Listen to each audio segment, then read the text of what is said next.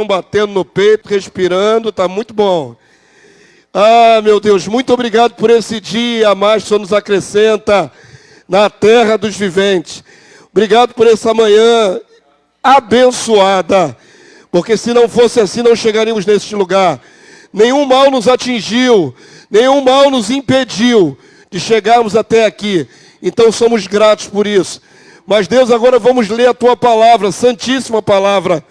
E ela é espiritual, ela não é uma palavra comum. Precisamos então do Teu Espírito, que já habita dentro de nós, ativado, para nos dar entendimento à Tua palavra. O Senhor pode abrir o nosso coração, o Senhor pode mover dentro de nós, para que apreendamos aquilo que é necessário da Tua palavra. Abençoa-nos, nós pedimos em nome do Senhor Jesus, o Verbo vivo que se fez carne, nosso Senhor, Salvador e Rei, e cabeça da igreja. Nós te adoramos, Rei Jesus. Clamamos o Teu auxílio maravilhoso nessa manhã, para a nossa vitória, em Teu nome, Jesus. Amém e amém. Poder sentar, vamos lá, vamos começar. Lição 3. Quando o pastor construía durante a semana essa lição, eu fui percebendo como ela é séria, é uma lição bastante séria. Amém? Você vai perceber também que ela é séria. Uma das coisas mais importantes que nós temos que ver nessa lição é tentar enxergar sem o preconceito. Eu, às vezes, me policio, eu, pastor Damásio, me policio para não ser tendencioso. A gente constrói uma cultura bíblica na mente durante 30 e tantos anos. Mas nenhum de nós é infalível, né? A gente pode se pegar sendo tendencioso, puxando, né, como diz a gíria popular, a brasa para a sua sardinha. Eu não quero ser tendencioso, eu quero ensinar vocês com isenção. Não é falar só o que a gente pode absorver da palavra, sem empurrar para um lado nem para o outro. Então vocês vão perceber que nesta aula de hoje, né, Jesus vai revelar muita coisa nas parábolas sobre o Estado de Israel naquela época. Deixar muito claro aqui, nós vamos analisar os judeus, né, os que estavam lá contemporâneos a Jesus, naquela época, 2000 anos atrás. Não é uma análise da fase atual dos israelitas. É uma análise do Israel que Jesus conviveu há 2000 anos atrás.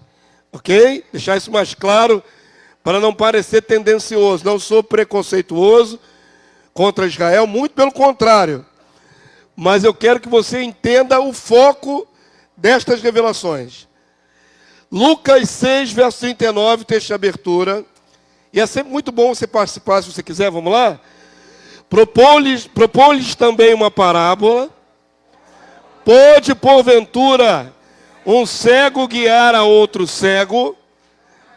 Não cairão ambos no barranco? Essa pergunta retórica, não precisa nem responder, né, irmão? Claro, se um cego conduzir outro cego, os dois caem no buraco. Por que Jesus está falando esse contexto? Quem é cego? Quem serão esses protagonistas cegos que Jesus está falando? É mais do que os fariseus. Fariseus é um segmento naquela época, não é?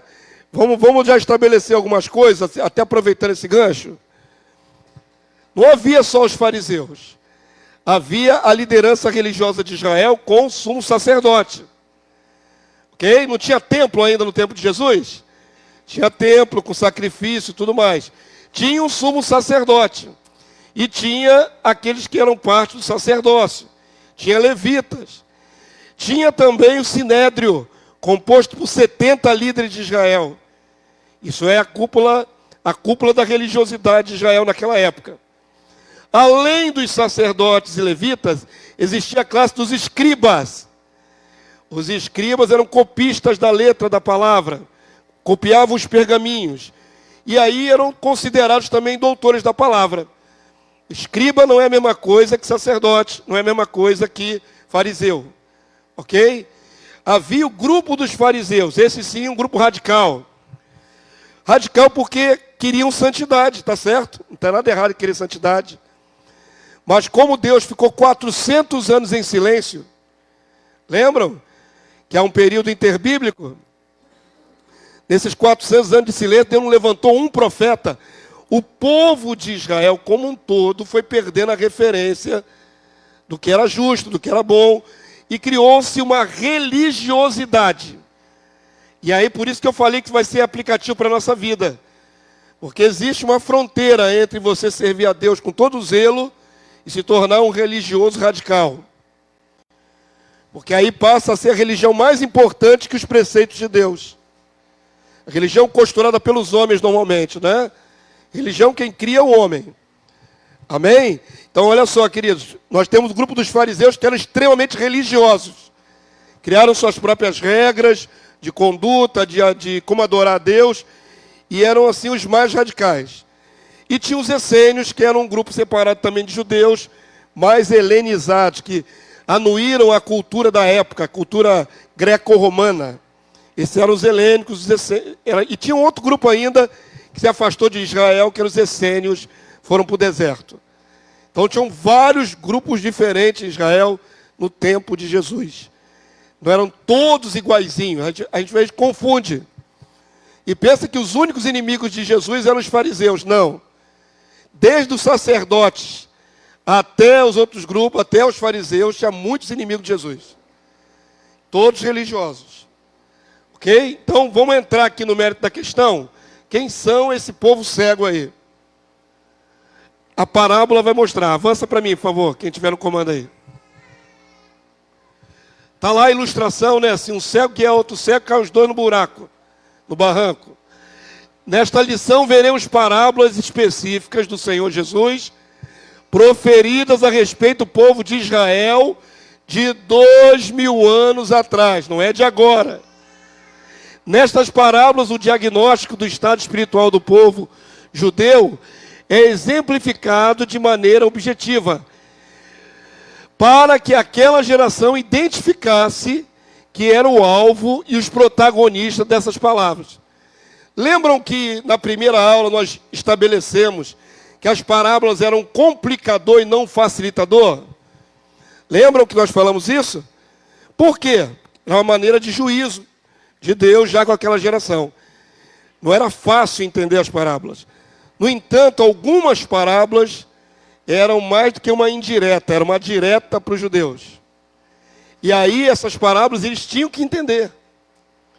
Era para eles identificarem que era com eles mesmo a parábola. Eu vou mostrar ao longo da ministração isso, tá bom?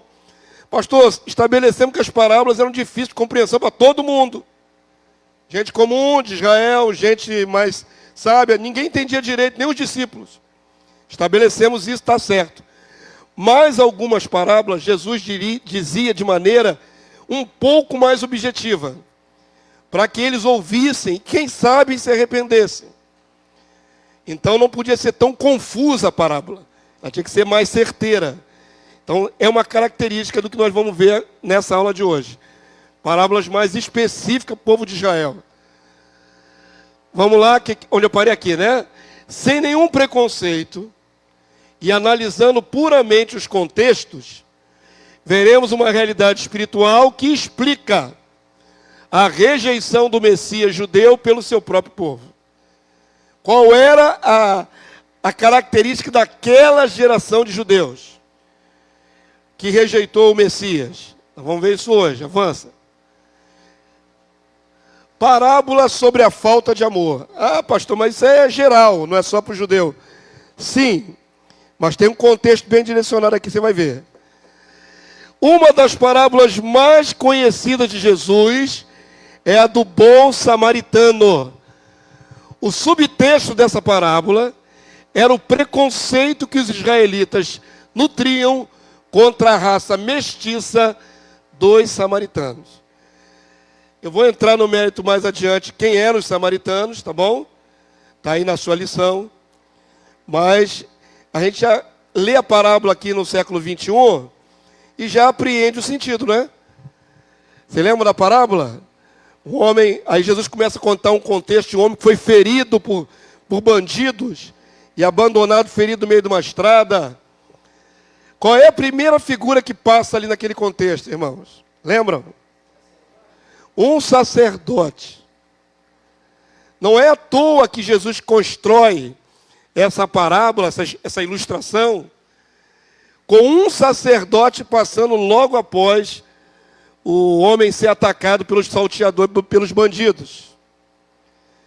Não é à toa que primeiro vem o sacerdote. E depois do sacerdote, quem é que vem? Um levita, também separado para o serviço do Senhor. Então não é coincidência. E por último vem o samaritano, e esse cuida do doente, né? do homem que foi atacado. Já aí já tem uma indicação para quem era o recado. Ah, pastor, é uma história moral que serve para todo mundo em todos os tempos, em todas as épocas, com certeza. Você deve se apiedar do próximo, do semelhante. Isso é a história moral geral. Mas essa cutucada de primeiro vir um sacerdote e passar ao largo, vir um levita e passar ao largo, a gente vai analisar isso hoje. Ok? Vamos ler o texto. Lucas 10, 25. Se você nunca reparou esses detalhes nessa parábola, você vai ver agora. Vamos lá? E eis que certo homem, intérprete da lei, se levantou com o intuito de pôr Jesus à prova e disse-lhe: mestre, que farei para herdar a vida eterna? Quem é esse homem? É um teólogo, né? Alguém que estudava a lei de Moisés lá, bonitinho. Mas ele quer pegar Jesus no laço. E aí ele quer saber como é que ele chega na vida eterna. Verso 26, igreja. Então Jesus lhe perguntou: que está escrito na lei? Como interpretas? A isto ele respondeu. Olha aqui, o próprio estudante da lei, o que ele disse? Ó, amarás o Senhor teu Deus de todo o teu coração, de toda a tua alma, de todas as tuas forças e de todo o teu entendimento. E o quê? Amarás o teu próximo como a ti mesmo. Isso aqui está na lei de Moisés? Está. Isso é lei, lei. Isso não é mandamento, é lei. Então já estava em vigor desde que foi recebido lá no deserto, lá atrás. Mais de 1.600 anos já em uso a lei, desde o deserto até Jesus. Então todo judeu versado na lei sabia dessa máxima, né? Dessa síntese de toda a lei. Amar a Deus e amar o semelhante. Está aí, ó. É o que mais precisa. Ok? Aí Jesus vai pegar esta resposta dele. Avança aí para mim. Então Jesus lhe disse. Em cima dela ele vai construir a parábola. Respondeste corretamente. Faze isso, viverás. Pessoa que ama a Deus e ama o próximo está bem na fita com Deus. Não é? Porque a base do pecado, o pecado tem aspecto social.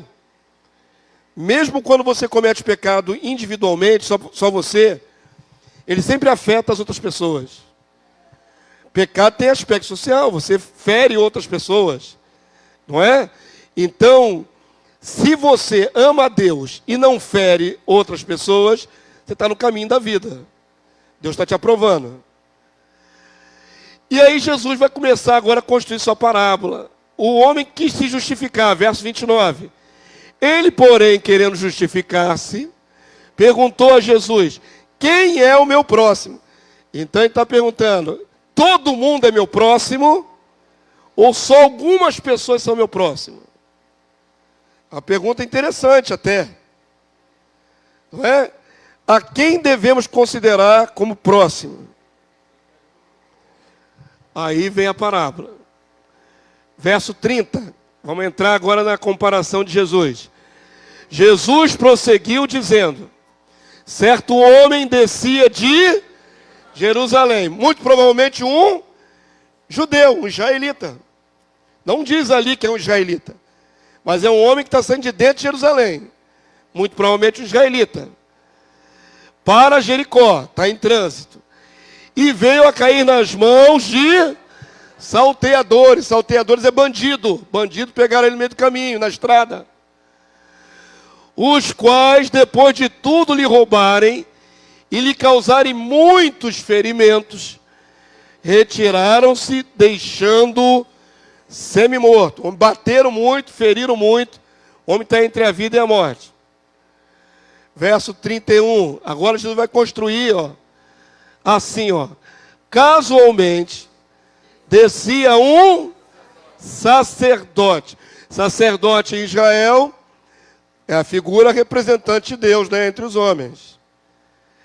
Por aquele mesmo caminho. E vendo, fez o quê? Aqui vem a aplicação moral. Não vem a aplicação moral? É ver o semelhante sofrer e fingir que não está vendo. Isso acontece todo dia, pô. Infelizmente, nós vivemos num contexto muito injusto, não é? Socialmente tudo. Nós temos a questão de morarmos num país que tem muita pobreza. Temos a questão da malandragem mesmo, da cultura brasileira, né? Agora descobri que fizeram um café fake. Café tá caro, fizeram um café fake. Brasileiro já tem essa característica de malandragem. De tal maneira que quando nós vemos alguém sofrendo, nos perguntamos 1000 vezes, vale a pena eu me envolver? Porque será que não é armação? É sempre assim, a primeira pergunta vem na nossa cabeça. Alguém bate para te pedir uma ajuda, será que não é armação? Porque está cansado de ser armação, né? Pediu um dinheiro, pediu um açúcar, pediu não sei o quê, pediu um leite. Será que não é armação? Pediu um pão. Nós temos dificuldade, não temos? O contexto dificulta. Nós vivemos numa sociedade muito perniciosa, né? Até violenta. Então é muito complicado, mas naquela época é a mesma coisa. Por que o sacerdote, um homem de Yahvé, vendo alguém ferido, passou ao largo? Por quê? O que faltou nesse sacerdote? Amor, né? Primeira coisa é amor. Faltou conhecimento ao sacerdote? Empatia, né? Com os semelhantes. Mas lembrem-se, o estudante da lei que está conversando com Jesus falou que era a lei, ele citou a lei, que tinha que amar a Deus, tinha que amar o próximo. Então o sacerdote sabia que era artigo de lei. Não é uma questão de empatia nem psicologia, não. É lei, lei. Tem que ajudar o próximo. Passou ao largo. Aí Jesus coloca o terceiro personagem. Vamos lá? Semelhantemente, um levita descia por aquele lugar. E vendo também, passou de largo. Oh, Jesus. Eu poderia colocar aqui, só para cutucar a gente, na primeira pessoa aqui, está um homem ferido. Passando um pastor evangélico, um apóstolo, tem apóstolo aberto agora aí? Viu o ferido e passou ao largo. Logo depois veio quem? Veio as ovelhas desse apóstolo e passaram ao largo também. Só para a gente entrar na história, se situar. Problema sério, né? Então, esses dois personagens, tanto o sacerdote como o levita, não é aleatório na construção que Jesus fez da história. Porque agora ele vai fazer um contraste com uma pessoa que era menos provável ajudar esse judeu. Já que saiu de dentro de Jerusalém, deve ser judeu. Vai fazer o contraste. Está aqui, aqui tem a figura de um levita aqui, vestido de branco. Alguém separado para o trabalho de Deus, mas que não tem misericórdia do ferido. Avança aí para mim. Entrou o quarto personagem. Tem o ferido, o sacerdote, o levita e agora um samaritano.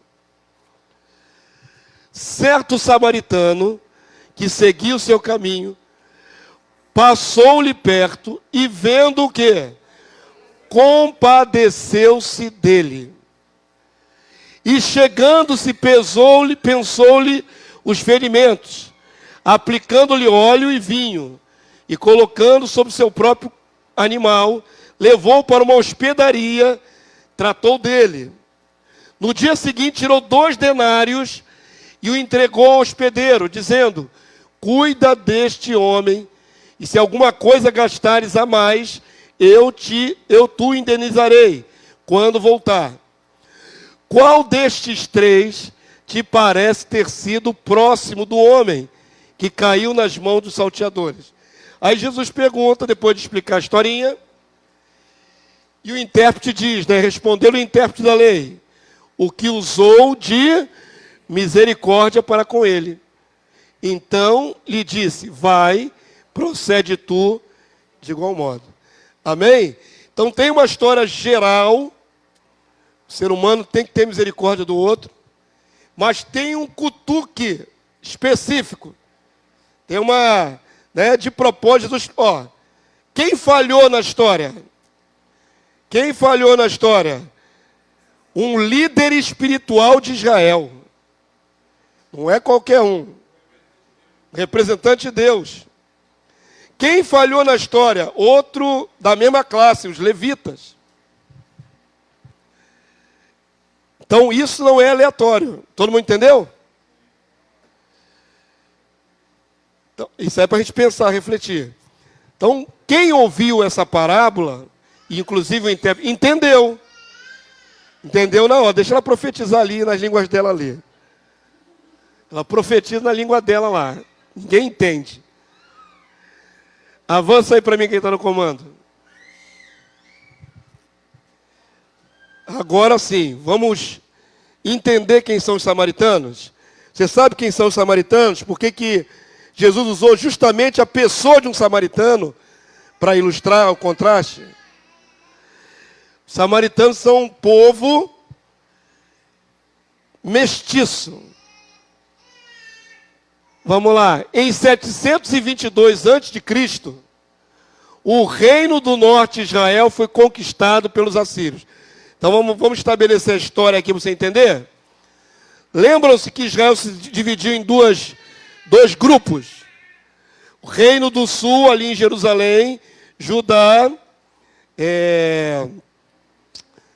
Jeová, fugiu agora da minha mente. Judá, metade da tribo de Benjamim, não é isso? Tem mais um grupo. Tem Judá, Benjamim, e eu acho que os levitas, não lembro se os levitas, porque estavam no templo. E do outro lado, as 10 tribos de Israel para o norte. Jerusalém ficou sendo a capital de Israel do sul, e Samaria ficou como sendo a capital do norte. As 10 tribos do norte pecaram contra Deus. Ok? O povo de Israel. Deus então deixou que os inimigos assírios entrassem, matassem um monte deles, levassem para o cativeiro, deixassem só o povo pobre na terra. Foram para o exílio primeiro do que a sua irmã do sul. Na Bíblia, tanto as 10 tribos do norte como as 2 do sul são chamadas de prostitutas pelo próprio Deus. Prostitutas, seu povo. Do norte pagaram o preço primeiro, em 722 a.C. E os do sul vai 580 e pouco depois, antes de Cristo. Mais de 100 anos depois, também as tribos do sul foram para a Babilônia. Então preste atenção à diferença. As 10 tribos do norte foram atacadas pelos assírios. E a invasão de Judá e a tribo do sul foram atacados pelos babilônios. São povos diferentes. Todo mundo entendeu? Então, recapitulando. Quando o povo do norte foi para o cativeiro assírio, se deixou na terra só alguns pobres, que não foram levados para o cativeiro. A política dos assírios era a seguinte: agora vamos pegar gente estrangeira e vamos colocar na terra que era antes das tribos de Israel. E foi o que fizeram. Começaram a trazer povos estrangeiros, não só assírios, para povoar onde antes estava Israel do Norte. Esse pouco povo que sobrou de Israel do Norte se deu em casamento e misturou-se em casamento com o povo que veio da Síria. Só que Israel não podia misturar linhagem. Lembra que Israel não podia misturar linhagem por causa de herança? Essa mistura gerou, com as gerações passando, um povo que era meio judeu, meio gentio. E então, para os do sul, os do norte se corromperam, e mesmo depois que voltaram dos exílios, tanto do norte como do sul, os de lá foram chamados de mestiços, samaritanos. Então, samaritano eram judeus que não eram 100% judeus, porque se misturaram com outros povos. Isso causou um preconceito. Então, o povo aqui de Jerusalém via os samaritanos como sub-raça, raça inferior. Essa era a raiva que tinham dos samaritanos. Lembram-se que 2 discípulos de Jesus, indo com o Senhor, ia passando lá pela terra do samaritano. E aí eles não quiseram deixar, por serem judeus, passarem ali. E os 2 discípulos pediram para descer fogo do céu e queimar todo mundo. Esse é só o nível da rivalidade entre judeus e samaritanos. Queriam matar todo mundo. Jesus teve que dizer para eles: você não sabe de que espírito vocês são. Nós não somos destruidores de almas. Então, queridos, samaritanos, como é que a gente vai comparar com os dias de hoje para você ter uma ideia de rivalidade, de preconceito? No Brasil, todo mundo é mestiço. Então, no Brasil, isso não funciona. Teria que ser assim, tipo o racismo norte-americano, ou o racismo na África do Sul, aquele apartheid. Quando uma raça acha que a outra é inferior, é mais ou menos isso. Nos Estados Unidos tem muito, até a década de 60, negros não podiam se sentar na frente do ônibus. Não podiam ir para os mesmos colégios que branco. Até a década de 60, poucos anos atrás até. Poucas décadas atrás. Então, essa separação racial, esse preconceito muito forte, esse desprezo pela outra raça, era assim que hoje do sul, o povo judeu, via os samaritanos como uma raça mestiça, desprezível. Por isso é significativo que Jesus tenha colocado como herói na sua parábola quem? Um samaritano. Isso para os judeus era intragável essa história. Para eles era revoltante. Por que é um samaritano que você escolheu para ilustrar a sua história? Eles não merecem ser protagonistas. Mas era um cutucando o povo de Israel. O seu principal representante de Deus na terra passou ao largo. É um homem egoísta, é um insensível, sem amor. E justamente esse que tem compaixão é um samaritano. Isso devia causar um embrulho no estômago de alguns judeus, essa história. Quantos entenderam o contexto? É isso. Então não é à toa que se chama a parábola do bom samaritano. É porque é uma história com um contexto até político, sociológico. Estava criticando de propósito o preconceito que os judeus tinham contra os samaritanos. Todo mundo entendeu? Então, vou ler agora o contexto que está ali na sua lição. Em 722 a.C., o reino do norte de Israel foi conquistado pelos assírios. Muitos israelitas foram levados como cativos, para a Síria, enquanto alguns permaneceram na terra e se casaram com estrangeiros trazidos pelos assírios. Essa mescla de descendentes de judeus e gentios ficou conhecida como samaritanos. Desprezados como um ramo impuro pelos judeus, os samaritanos ainda possuíam um templo rival em Gerizim. Está lá em João 4:20. É significativo que o homem ferido possa ser um judeu. Na parábola, saiu de dentro de Jerusalém, ajudado por um samaritano. Mas ainda o recado de Jesus apontava primeiramente aos religiosos judeus, exemplificando que um sacerdote e um levita se esquivaram do mandamento de Deus. Levítico 19, 18, mostrando a dureza dos seus corações. Então, não é aleatório a escolha dos personagens, e muito mais ainda agravante para o suposto sacerdote. Jesus não falou o nome, quem era o sacerdote, um sacerdote. Mas todo sacerdote devia guardar isso aqui, ó. Lei. Levítico 19, 18. Vamos ler todos juntos? Não te vingarás, nem guardarás ira contra os filhos do teu povo, mas amarás o teu próximo como a ti mesmo. Eu sou o Senhor. Então, desde sempre, Deus nunca estimulou vingança. Ah, pastor, mas tem a lei do levirato, olho por olho, dente por dente. Isso era um contexto controlado para que não houvesse uma balbúrdia social, uma anarquia. Ok? É pergunta, se for acréscimo não pode falar não. Pergunta. Já dei as regras do jogo antes de começar, lembram? Só se for pergunta. Dúvida? Liga aí o microfone. Rapaz, a dúvida é a seguinte, se ali se os judeus consideravam o próximo como os próprios irmãos judeus. Sim, isso é uma boa pergunta. O contexto aqui de Levítico dá a entender que esse próximo é dentro de Israel. É irmão do teu povo. Está bem específico aqui, não está? Então, realmente, eles tinham dificuldade de ver outros povos como seu próximo. A pergunta do intérprete da lei não era sem motivo.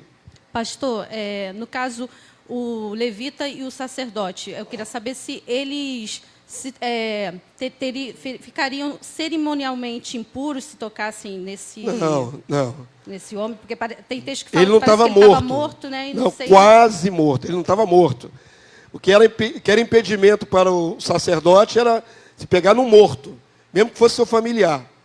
Mas o homem não estava morto, estava moribundo, estava sofrendo. Aonde que Deus ia criar uma lei, vamos agora pensar de maneira geral, em que é mais importante estar limpo ritualmente do que salvar uma vida? A vida de qualquer um importa. Jesus vai acusar justamente os judeus por causa disso, que eles eram capazes de liberar o animal se caísse num buraco, uma ovelha, um bode, um boi, um jumento, um animal seu. Caiu dentro de um buraco, você se esforça para tirar ele no dia de sábado. Por que você tem compaixão de um animal e não tem compaixão de um próximo, do ser humano? A Bíblia inteira coloca a vida de um ser humano como algo importante. A Bíblia toda. E aqui na lei, Deus está regularizando isso aí. Não pode, porque senão ia liberar revides, violências, vinganças, não é? E aí um mata de um lado, outro mata do outro, e por aí vai. Então, qual é o padrão de Deus? Você ame a Deus acima de todas as coisas e ame ao seu próximo, o outro ser humano. Se todo mundo fizesse isso, o mundo já estava estabelecido um reino. Não é isso? O que falta é amor ao semelhante. Perceberam então onde está a indireta, direta de Jesus nessa parábola? Perceberam? Que os personagens não foram escolhidos aleatoriamente, mas foram um recado direto para Israel. Desde os seus representantes religiosos, vocês estão muito fora da vontade de Deus. Esse era o recado. Amém? Tu não pegou essa primeira parábola? Avança aí para mim.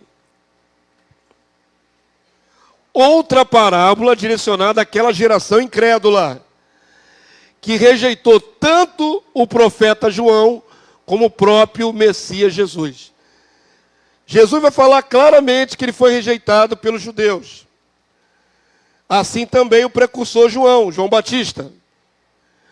Vamos ler ali, ó, pequenininha essa parábola, versos 16 a 19, do capítulo 11 de Mateus. Vamos lá, ler em voz alta. Mas a quem hei de comparar esta geração? É semelhante a meninos que sentados nas praças gritam aos companheiros: nós vos tocamos flauta e não dançaste, entoamos lamentações e não pranteaste.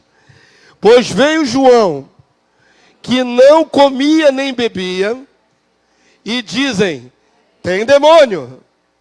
Veio o Filho do Homem, que come e bebe, e dizem: eis aí um glutão, bebedor de vinho, amigo de publicanos e pecadores, mas a sabedoria é justificada por suas obras. Qual é a comparação? A casta religiosa, o contexto ali é esse, faziam suas homilias, pregações, no meio da praça, para ser visto pelos homens, diz outro texto. Quando alguém morria, tinha uma casta religiosa que ia lá fazer o choro do velório, chamadas carpideiras. Está precisando de mais gente no velório? E essa galera lá para chorar. Então, o que acontece? Jesus está contrastando ali a religião de efeitos imediatos. Nós estamos lamuriando, você tem que chorar também. Nós estamos cantando canções, você tem que dançar conforme a música. Isso é uma religião exterior, de efeitos visuais. Você vê a religião. Então tinha, por exemplo, naquela época, alguns judeus que iam para a praça e ficavam lá com a mão estendida no sol, orando e orando e orando e orando. O que você acha disso, irmão? O que você acha disso? Foi no dia de hoje aqui. O cara ficava no... Oh, Yahvé! Oh, Baru! O que você acha disso? Hã? É exatamente isso, Júlio. Está querendo ser visto. Está querendo ser visto. Religião de amostragem. Não é isso que o Senhor veio fazer. Aí vem João Batista, um homem que só come gafanhoto, um homem que, todo separado, tem demônio. O errado é o João Batista. Vem Jesus e é chamado de glutão. Eu acho que esse termo aqui é muito forte, irmão. Porque de verdade, se você ler todas as passagens que tem na Bíblia com Jesus, ele não perdia uma boca livre. Jesus nunca rejeitou boca livre, nunca. Nunca, pode ler. Pode ler as histórias todas, você vai ver. Aí chamaram Jesus para comer não sei aonde. Lá vai Jesus comer não sei aonde, irmão. Na casa de Simão Leproso, lá vai Jesus comer na casa de Simão Leproso. Ele come. Ele é comedor. Eu não vejo nada errado não, na atitude de Jesus, eu também sou comedor. Mas até nesse fato de ele ir em tudo quanto é lugar, criticaram. Porque andava no meio, ele comia também junto com publicanos. Publicanos era a raça mais rejeitada em Israel, por estar ligada à coleta também. Eram os corruptos da época. Jesus sentava em qualquer mesa para comer. E aí foi criticado. João Batista é um endemoniado do deserto. Jesus é um comedor e bebedor de vinho, é um glutão. É um qualquer nota. Os dois homens mais santos daquela época foram estigmatizados. Mas os demais religiosos faziam suas encenações em público e queriam que todo mundo visse. Todo mundo entendeu qual é a crítica aqui? Avança para mim. Religiosidade versus revelação do reino.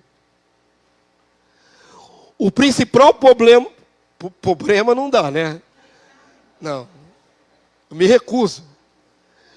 O principal problema do povo de Israel é que os líderes religiosos, o Sinédrio, composto de 70 líderes judeus, os escribas e o grupo dos fariseus, submetiam a religião judaica a um formalismo inventado por eles, com acréscimo de rituais e formas de orações litúrgicas que haviam se distanciado da essência da prática, da justiça e do amor.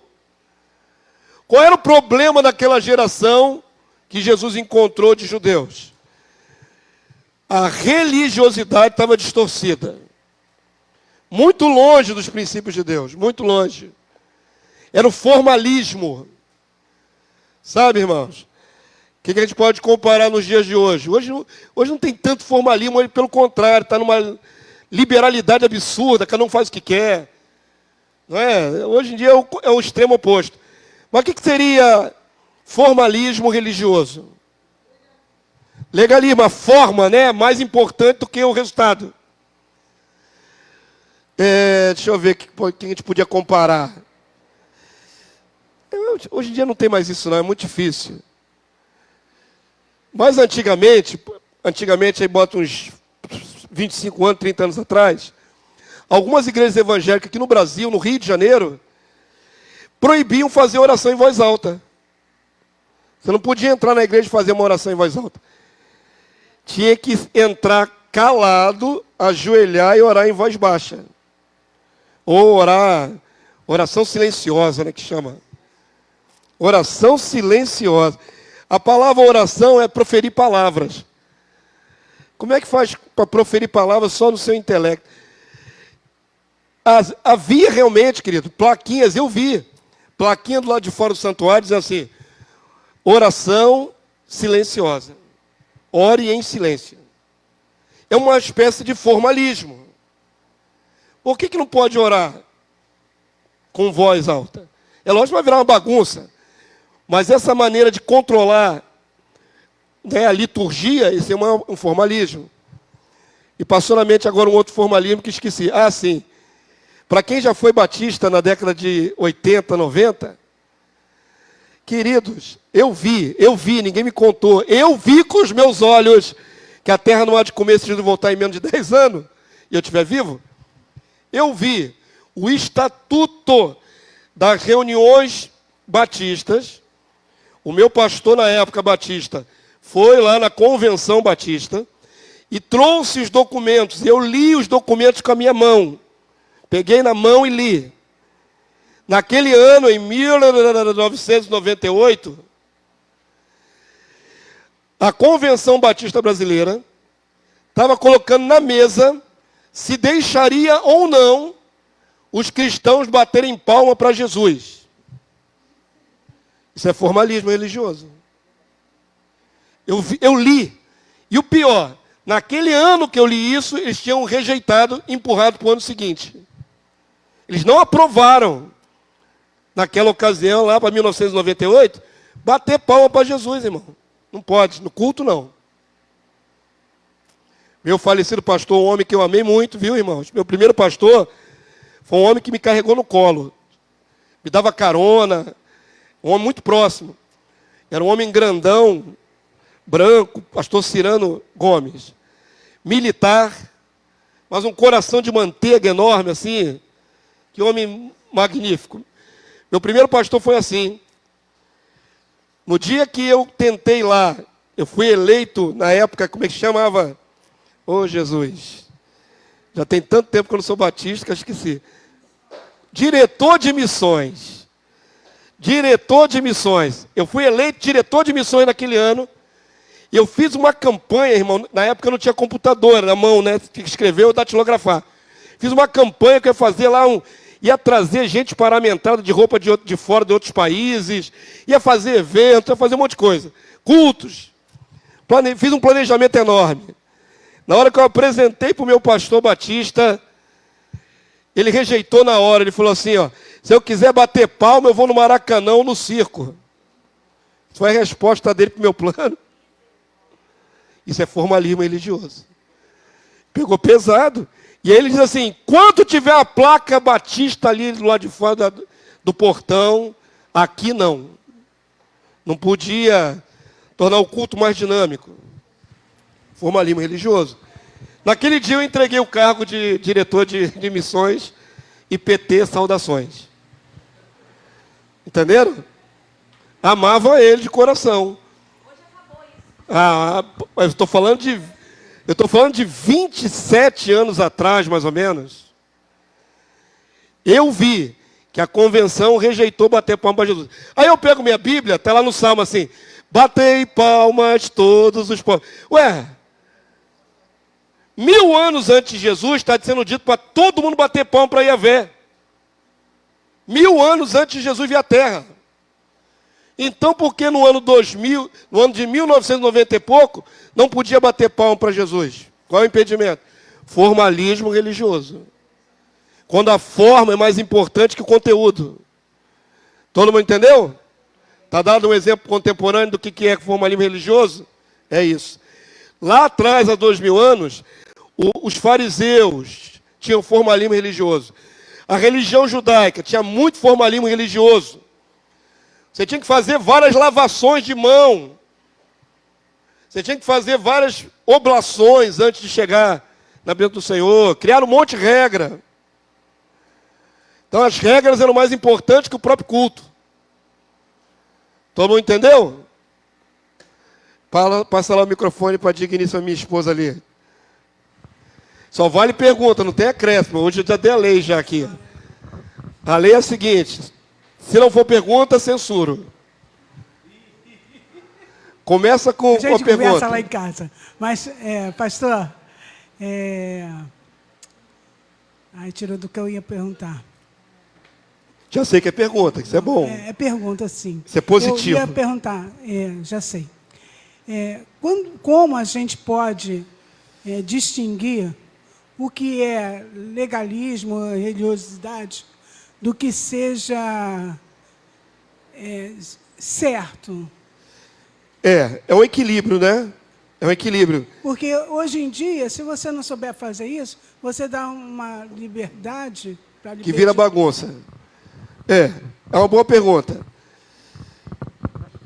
Por exemplo, aqui nós desaconselhamos que você venha com camisa de time de futebol para o culto. Isso é proibido? Não.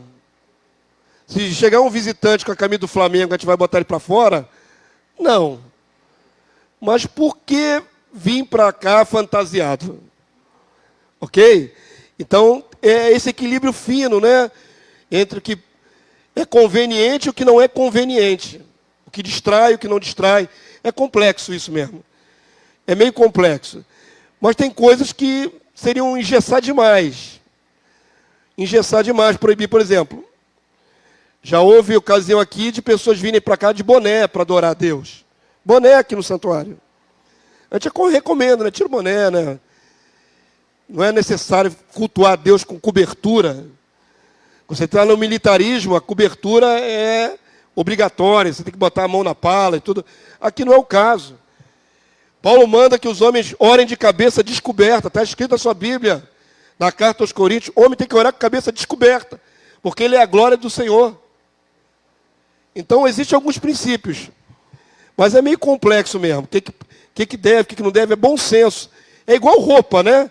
Qual é a roupa correta para ir para um culto? Paulo diz que seja decente, que seja equilibrada. Só isso. Então, as mulheres, por exemplo, devem evitar tomara que caia, devem evitar costas nuas, essas coisas assim. Um rasgo na saia que vem até em cima. Isso é bom senso. Ok? Agora, se a gente criar aqui leis e normas por causa disso, aí vira formalismo. Vira formalismo. Não é para ser formalista, mas tem que ter equilíbrio, bom senso, só isso. Amém? Aqui a gente não regula nada por lei, não é lei, mas por um princípio de bom senso. Você não sabe de nada. Me veio na memória aqui, na década de 1910, para ir na praia, havia o fiscal de saia. Isso existe? Procure depois no Google, vem agora não. Eu falo coisa aqui interessante. Sai daqui do estudo, vai lá procurar no Google. Procura agora não, depois você procura. Havia fiscal de saia. Que as mulheres iam com certos maiôs e certas saias. E tinha um camarada com uma régua na praia, uma régua, para ver o tamanho. Ele morreria hoje, se fosse na praia hoje, né? Ia cair duro, pá! ter um infarto. Isso já existiu. O controle era milimétrico. Estou falando sério. Depois da aula, você procura isso na internet, você vai achar até foto. Existe foto da época, o cara medindo o tamanho do negócio. Hoje ele morreria na hora aqui na praia, aqui ele morreria na hora.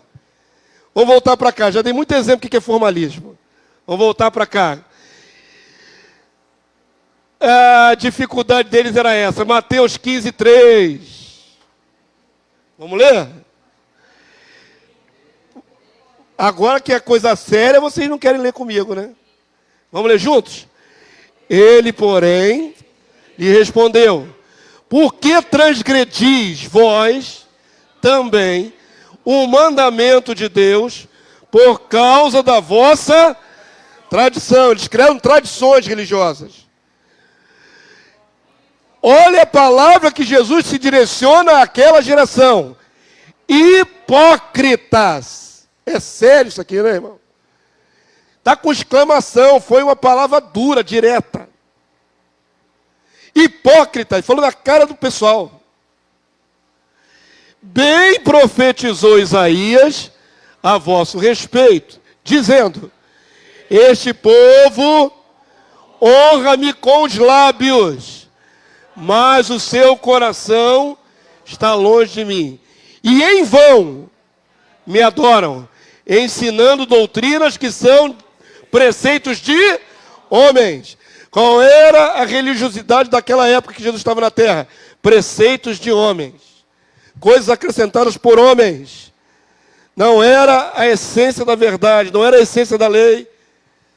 Eram preceitos e mais preceitos. Isaías havia profetizado que seria assim o culto. Regra sobre regra, preceito sobre preceito. É essa galera que Jesus vive naquela época, né, contemporâneo. Por isso, tanta dificuldade para entender o Filho de Deus. Tanta acusação contra Jesus, porque os discípulos passaram no milharal num sábado e começaram a pegar espiga de milho.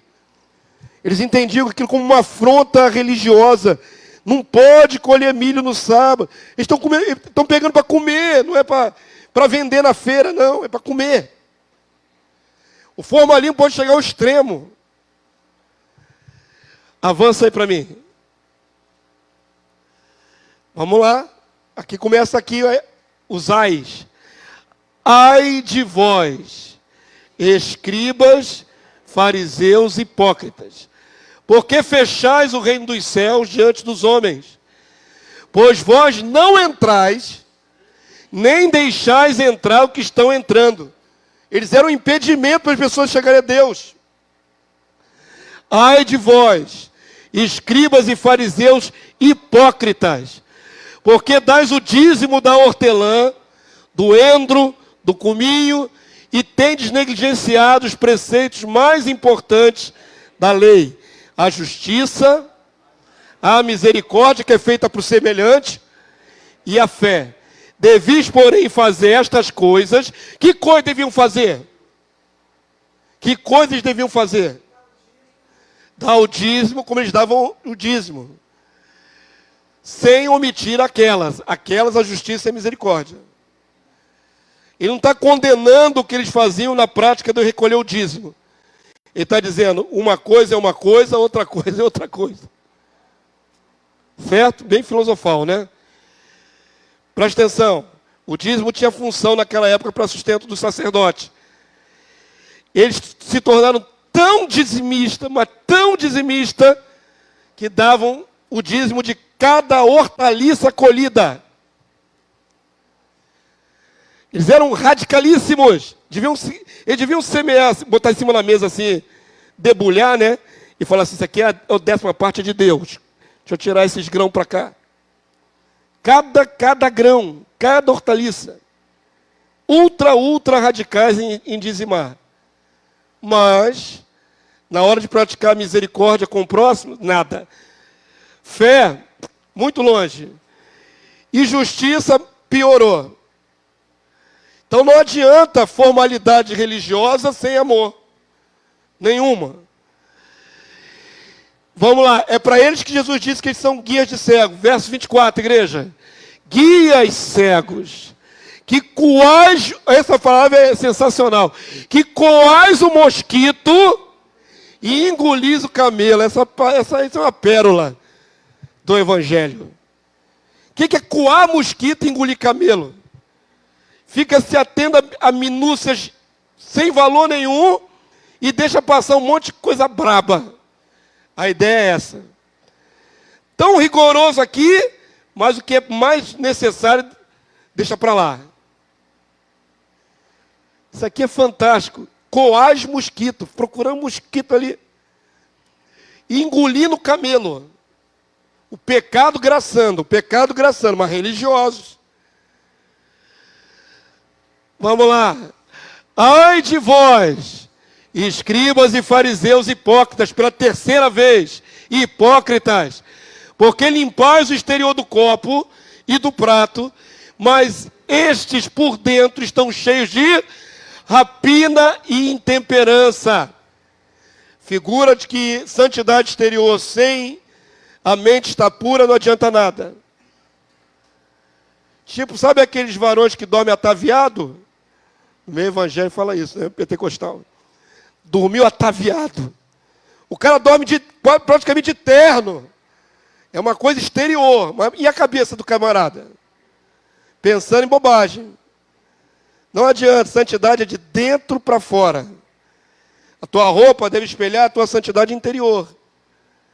Mas não adianta botar uma burca, que nem lá no Talibã lá, a mulher bota uma burca de cima da cabeça até a ponta do pé, uma telinha assim para ver assim, o varão, o varão lá, o salinho. O que adianta a burca? Você está pensando besteira com o salinho? Hã? Não adianta impor de fora para dentro, é de dentro para fora. O Jesus está falando aqui, ó. Ele vai falar aqui, ó. Fariseu cego, limpa primeiro o interior, a alma do copo, para que também o seu exterior fique limpo.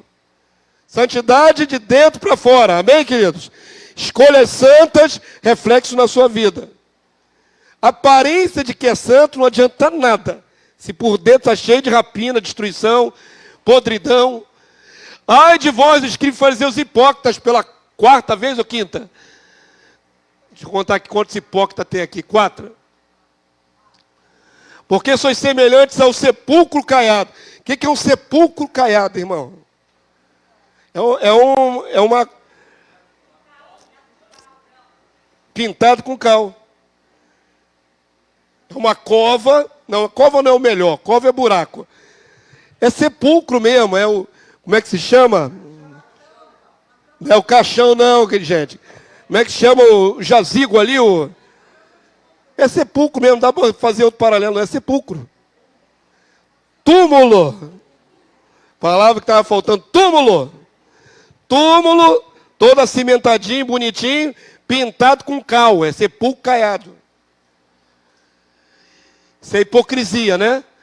Sepulcro caiado, que por fora se mostram belos, mas interiormente estão cheios de ossos de mortos e de toda a imundícia.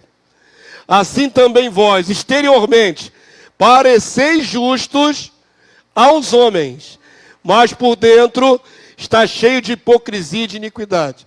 Essa era a casta dos religiosos da época. Por fora, roupas espirituais, né? Botavam roupas que pareciam, os camaradas ficavam bonitão. Quem olhava de longe, judeu comum olhava, caramba, ele é muito santo.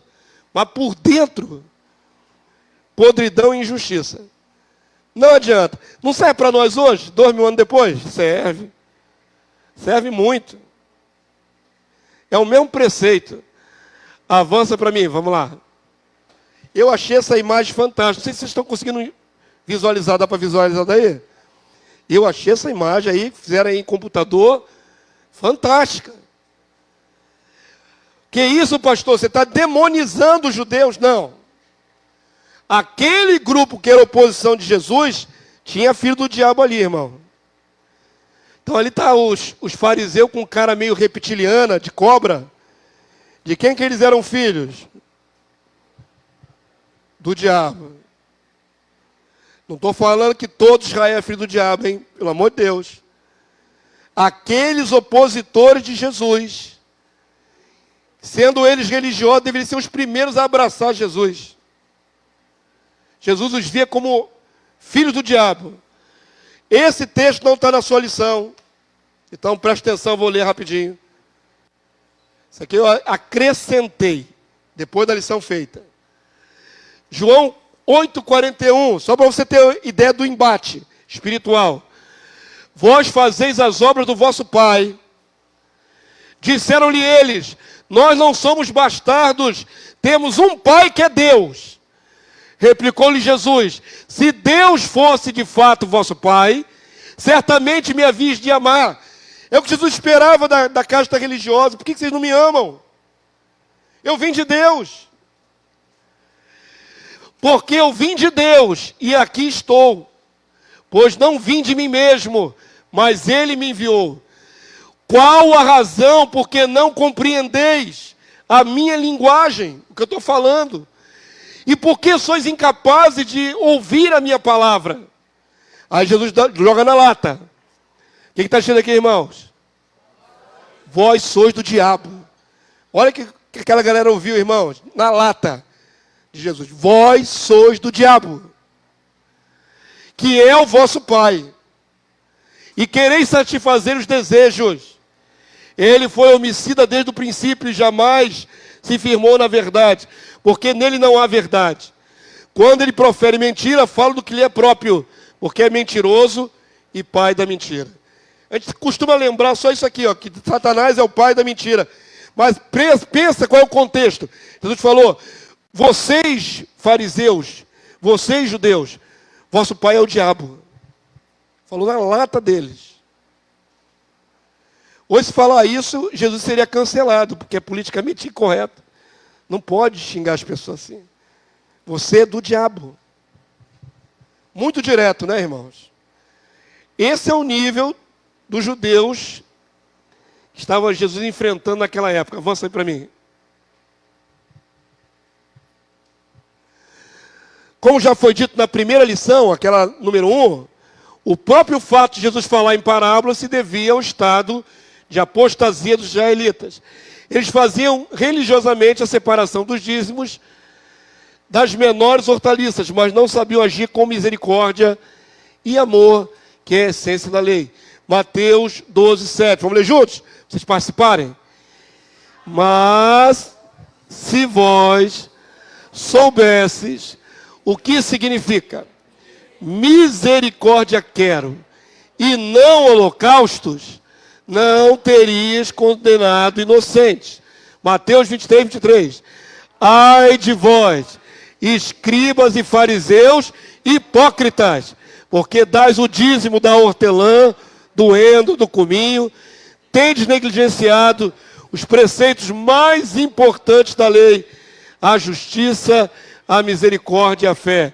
Devis, porém, fazer essas coisas sem omitir aquelas. Amém? Religião vazia não serve para nada. Avança aí para mim. A falta de sensibilidade e quebrantamento dos líderes religiosos os impedir de se arrependerem com a pregação de Jesus. Jesus falava e eles não entendiam. João 9, 39 a 41. Prosseguiu Jesus. Eu vim a este mundo para juízo. Não, pastor, Jesus veio a esse mundo para nos salvar. Verdade. Jesus veio a esse mundo para nos salvar. Verdade. É o Cordeiro de Deus que tira o pecado do mundo. Mas outra verdade. Ele também veio para juízo. Separa. Vamos consubstanciar isso, irmãos? A palavra de Deus diz que o Evangelho é vida, é cheiro de vida para vida. E o que mais? Também não faz o oposto? Cheiro de morte para morte. Por quê? Porque define a situação de vida e morte das pessoas. É fato, queridos. Não podemos romantizar o Evangelho. O Evangelho não é uma vez eu vi alguém definir assim na internet. O Evangelho do Senhor não é uma almofada para você deitar a cabeça. Qual é a palavra que define o Evangelho? Espada. Espada não é nada confortável. Espada divide. Espada divide. É juízo. Então, graças a Deus, eu criei na minha cabeça um sistema de sempre observar as palavras como elas são. E não ficar tendencioso mostrando só o lado bom da vida. O Evangelho não é só o lado bom da vida, tem o outro lado. Pessoas vão ser condenadas para o lago de fogo e enxofre, perdição eterna. Então Jesus disse, eu vim a este mundo para juízo, a fim de que os que não veem, vejam. E os que veem se tornem cegos. Alguns dentre os fariseus que estavam perto dele perguntaram-lhe, acaso também nós somos cegos? Respondeu Jesus, se fosseis cegos, não teríeis pecado algum.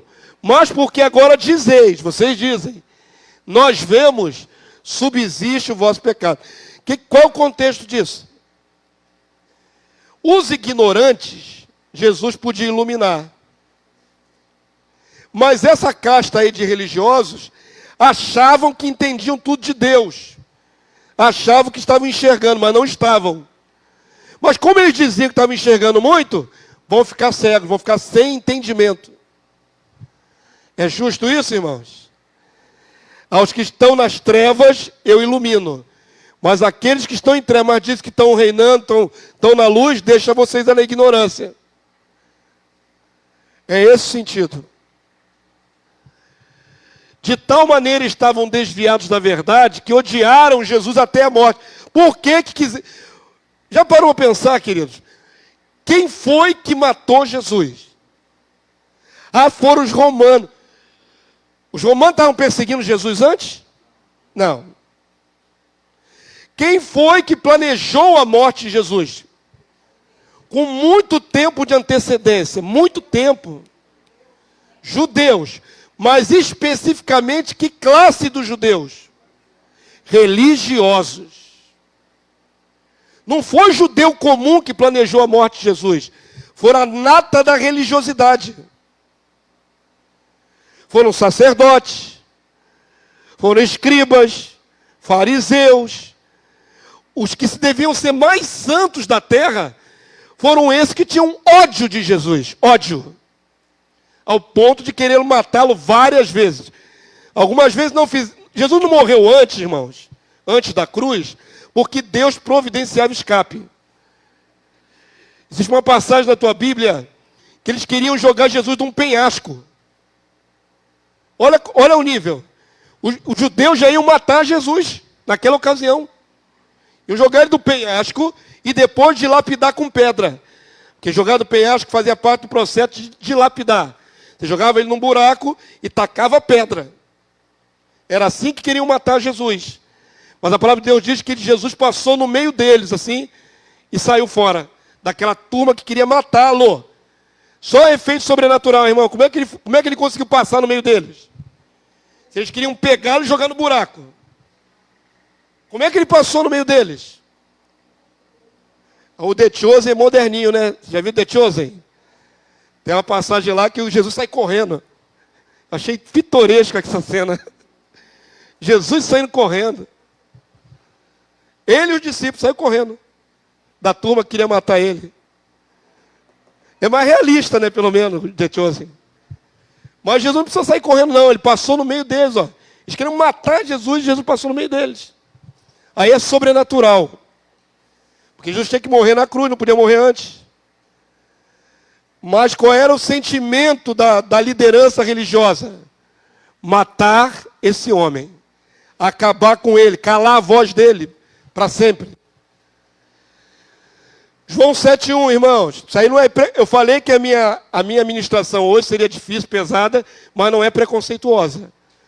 Nada do que eu estou mostrando aqui a vocês é fruto da minha percepção. É o que está escrito. João 7:1, vamos ler? Passadas estas coisas, Jesus andava pela Galileia. Por quê, irmão? Porque não desejava percorrer a Judéia. Por quê? Jesus sabia que se passasse lá, eles iam pegar em Jesus para matar. Os judeus queriam matar Jesus. Amém? Está correto o contexto? Estamos mudando alguma coisa? Estamos sendo tendenciosos? É uma interpretação pura e objetiva do contexto. Jesus tinha que passar ao largo porque queriam matá-lo. E se passasse lá antes da hora, matavam ele. Não era o momento de Deus. Avança para mim. Para finalizar, parábola dos lavradores maus. Você nunca pensou que parábola era tão hard assim, né, irmão? A parábola é aquele negocinho assim, o homem estava no campo e achou um tesouro, coisa linda, coisa gostosa de ler. Aí tu vê uma parábola dessa, pesadona, assim, hard. Eu falei, são vários tipos de parábolas. Semana que vem a gente traz umas parábolas mais light, para vocês degustarem. Ok? Mas o cardápio hoje é pauleira. Vai ter uma lição que vai ser só sobre juízo. Tem parábolas de juízo lá. Eu vou alternando. Uma mais light, uma mais pesada. Semana que vem a gente faz uma mais light. Jesus, por meio de parábola, lançou em rosto a dureza do coração dos líderes de Israel. Ainda profetizou sua própria morte. Ou a intenção de matá-lo. Ele sabia perfeitamente. Prevendo o desfecho do seu sacrifício cabal. Os servos enviados por Deus anteriormente referem-se aos profetas que vieram antes de Jesus e igualmente foram maltratados e mortos, justificando a justa ira de Deus para aquela geração empedernida, endurecida. Parábola para falar sobre o estado de Israel. Vamos ler? A seguir passou Jesus a proferir ao povo esta parábola. Certo homem plantou uma vinha, arrendou-a a lavradores e ausentou-se do país por prazo considerável. No devido tempo, mandou um servo aos lavradores para que o despacharam vazio. Está estranho essa. Para que despacharam vazio. Verso 11. Em vista disso, enviou-lhe outro servo, mas eles também a este espancaram e depois de ultrajarem, o despacharam vazio. Já identifiquei que os servos são profetas. Deus sempre enviou profetas para o povo de Israel. Mas voltaram vazios. Significa que nenhum das palavras proféticas alcançou muito bom êxito naquelas gerações. Verso 12, igreja.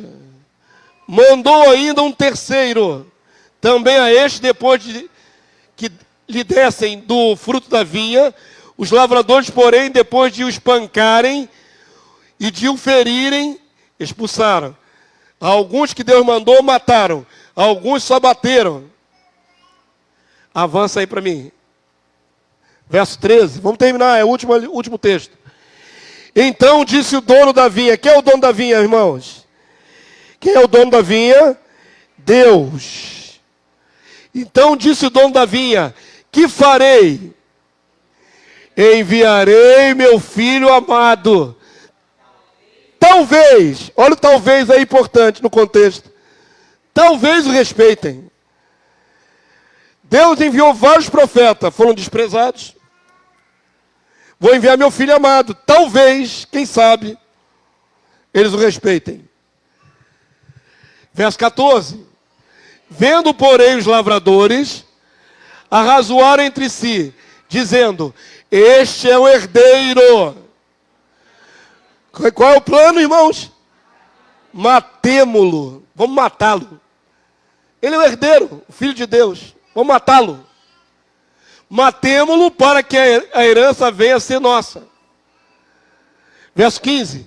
E lançando fora da vinha, o mataram. Que lhes fará, pois, o dono da vinha? Deus enviou vários servos, o povo não ouviu. Deus, por último, enviou seu filho, mataram também. Qual é a atitude de Deus em relação a isso? Esse roteiro todo. A gente tem uma visão parcial da história e não compreende os juízos de Deus. Deus não é impaciente, louco, alucinado para matar o homem, não, irmão. Deus vai dando oportunidades. Vai dando oportunidades. Uma hora a conta chega. Tem que cobrar a conta, matar o filho dele. Qual é aqui na parábola, né, a reação do dono da vinha? Vamos lá? Verso 16. Virá, exterminará aqueles lavradores e passará a vinha a outros. Ao ouvirem isso, disseram, tal não aconteça. Quem ouviu falou, tomara que isso não aconteça. Eles entenderam a parábola? Entenderam. Lembra que eu falei que tem parábolas que eram realmente muito difíceis? Mas essas são muito claras. E fazia com que eles pensassem a respeito do seu próprio estado. Essas são muito objetivas, irmão. Essas não são difíceis de entender. Eles entenderam, a tal ponto de ser tal não aconteça. Tomara que isso não aconteça. Se o dono da vinha vai vir exterminar todo mundo. Jerusalém começou a capitular em 66 a.C. Terminou o seu cerco em 70, anos 70 da era cristã. Cerca de 40 anos depois que Jesus estava na terra, falou que não ia ficar pedra sobre pedra, Jerusalém foi destruída. E houve morte de milhões de judeus nessa ocasião. Milhões. E aí foram dispersados pelo mundo, é a diáspora.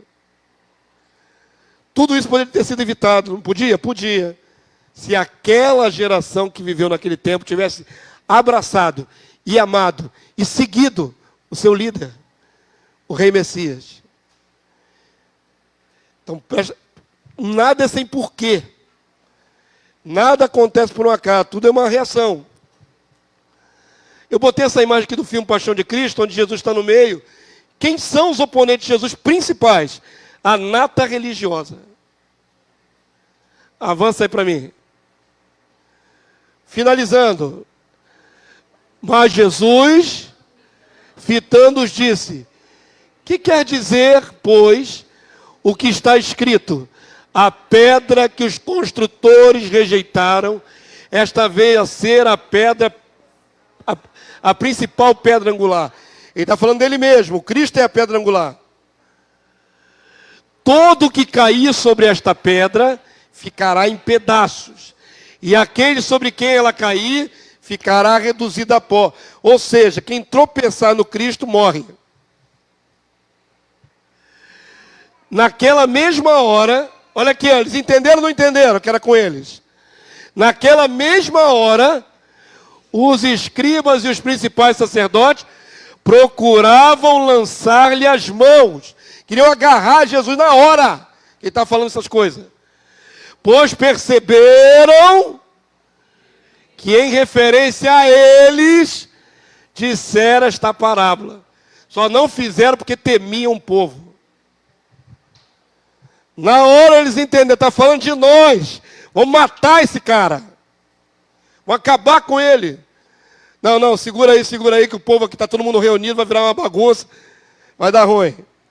Só não fizeram porque temeram o povo. Porque a vontade dos líderes espirituais era pegar em Jesus e matar na hora. Acabou? Deixa eu ver se tem mais um. Os líderes religiosos entenderam claramente a parábola e discerniram que Jesus fará deles. No texto sinótico de Mateus, fica claro que o direito ao reino como herança seria tirado daqueles judeus e passado a outros que produziriam os devidos frutos. O texto paralelo em Mateus acrescenta alguns detalhes. Vamos fechar com esse, tá bom? Leia em voz alta, eu boto vocês de pé. Vamos lá? Quando, pois, vier o Senhor da vinha, que fará aqueles lavradores? Responderam-lhe, fará perecer horrivelmente a estes malvados e arrendará a vinha a outros lavradores que lhe remetam os frutos nos seus devidos tempos. Aqui está entrando a igreja. Não é a teologia da substituição, mas aquela geração foi quase que toda reprovada. Só não os que aderiram a Jesus. Ok? Então, na mesma época, tinha gente reprovada e aprovada.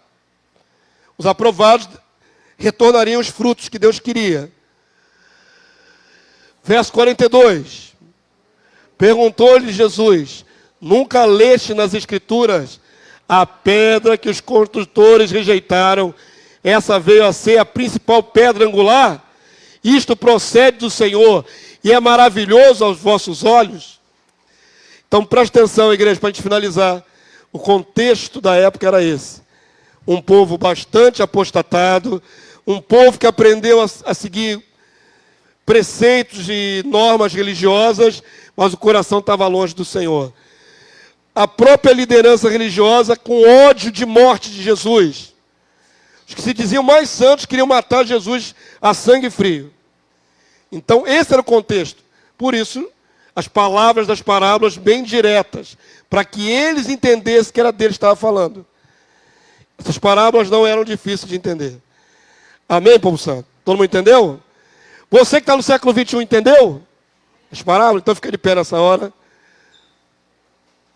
Semana que vem eu trago um outro conjunto de parábolas mais light, para contrabalancear.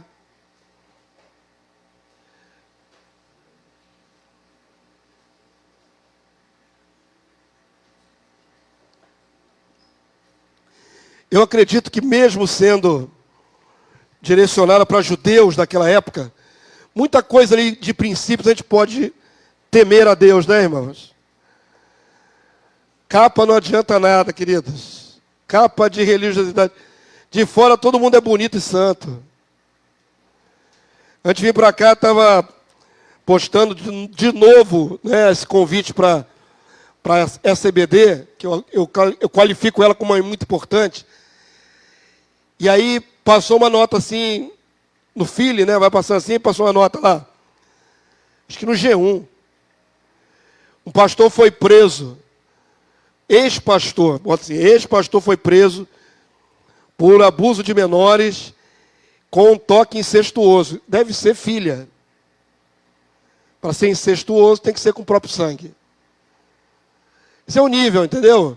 Ah, mas exceção à regra, não era de fato. É uma geração que tem isso também. A gente não pode olhar só para Israel e achar que não tem isso no meio cristão evangélico. Então não adianta ser capa sem interior.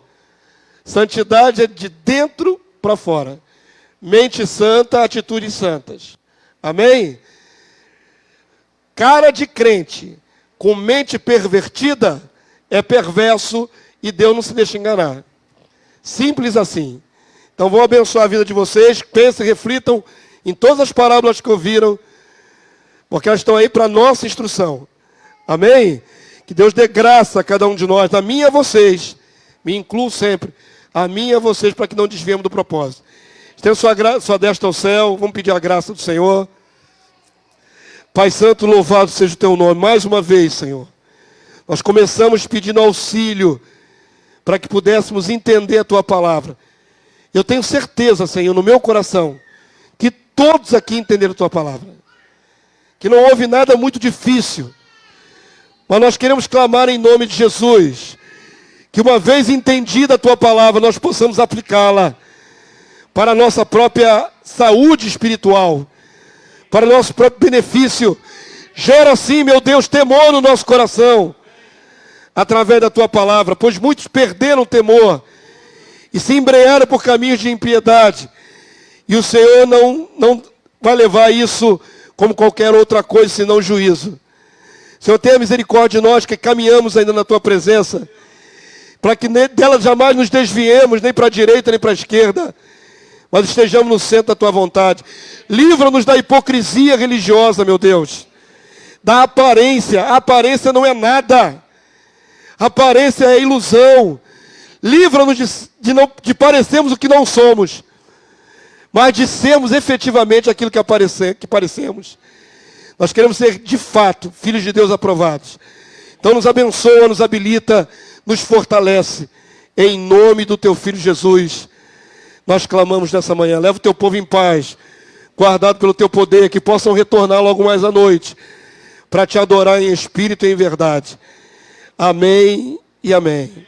Glória a Deus. Glória a Deus. Glórias a Jesus. Obrigado pela tua palavra, meu Senhor. Glória a Deus. Vamos na paz de Cristo. O culto começa às 6h30.